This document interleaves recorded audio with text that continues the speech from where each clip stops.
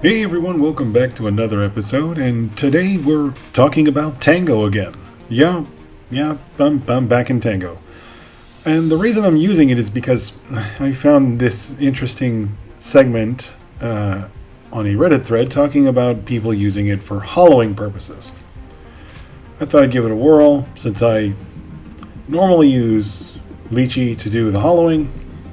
I didn't think this could hurt, since I usually export the file as an STL and then re-import it so the holes are permanent, because I do not like the way that Lychee does holes. So I figured this might be an alternative. We'll see how well it works. And this particular demonstration is to show how it's done.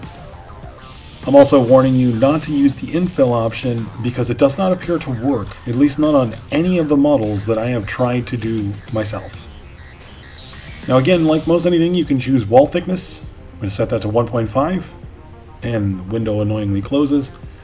Like I said there, the infill thing, you can check it, and it will allow you to choose a type of infill, and it will allow you to choose a structure, dimension, and such.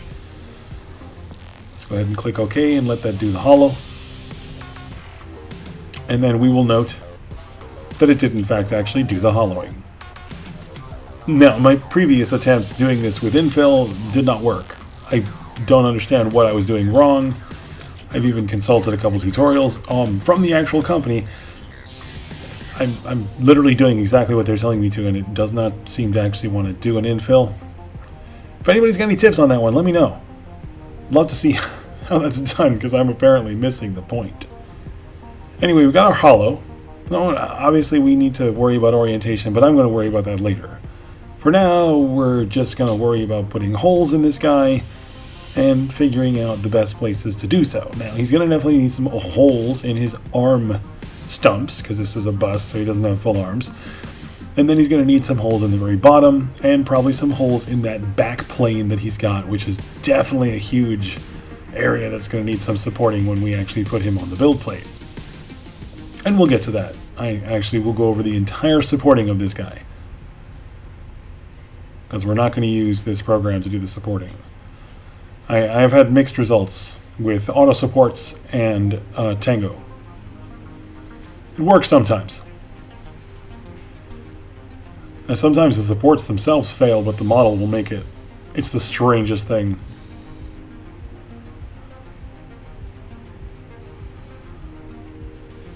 Now, one of the annoying things that I found about Tango is that, unlike most other softwares where you can simply punch a hole and then go, oh crap, either undo or just delete it, you actually have to go to remove hole and then click each individual hole to remove them. Now, it's just an extra step, and I don't really care for it. So I'm going to do like a little cone hole in the middle there, and then I'm going to do little tiny holes around the edge, just to give cutaways.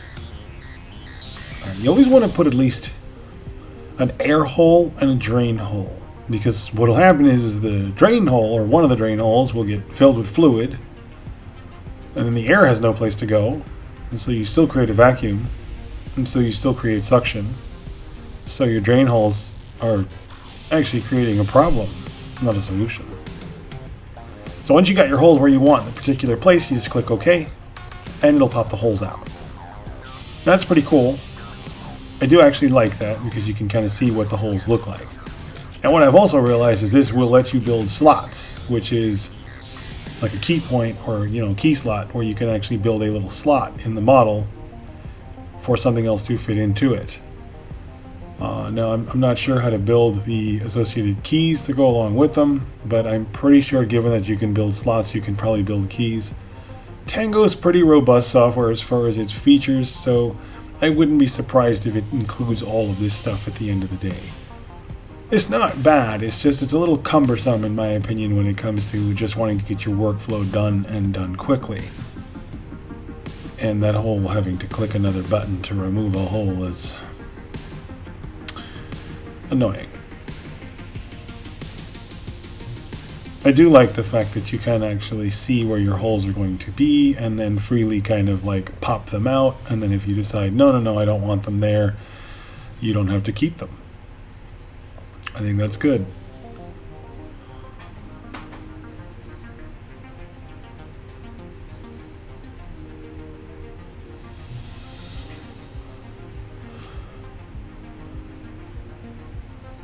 And then once you're satisfied, obviously, with the hole position, again, you do the same thing. You just click OK, and it'll pop those holes out.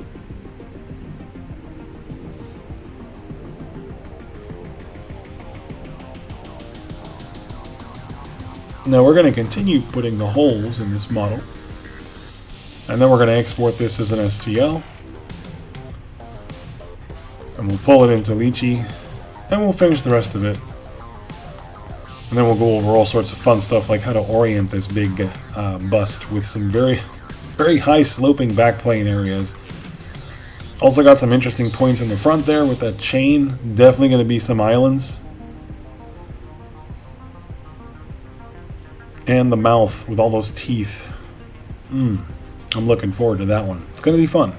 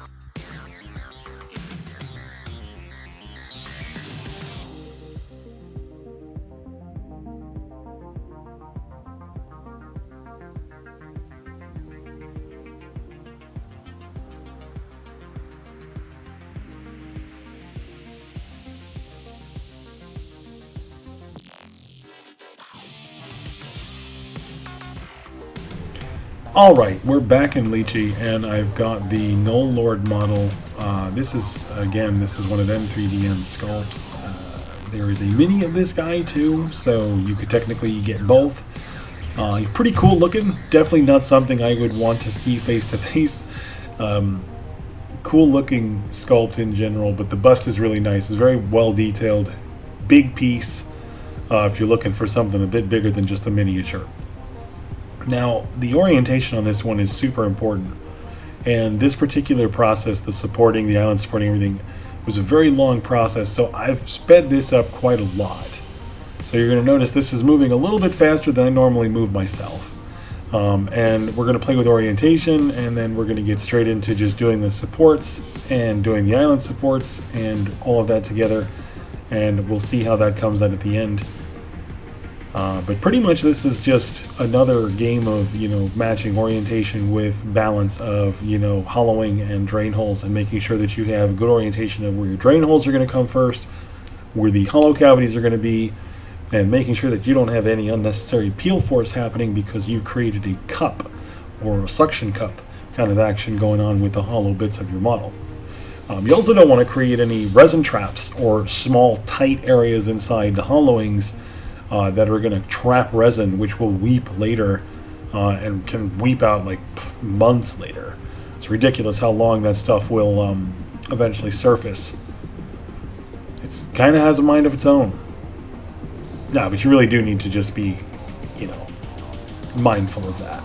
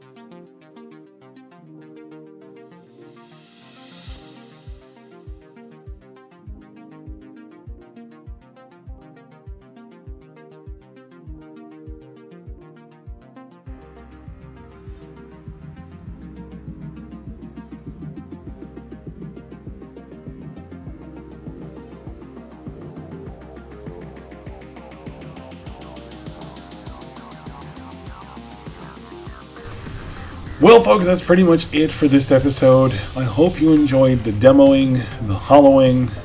Again, we're trying to incorporate the use of Tango. I don't love the software, but I don't hate it. There's definitely some things about it that it could use to, I don't know, make a little more user-friendly. And that infill thing definitely doesn't work the way it should.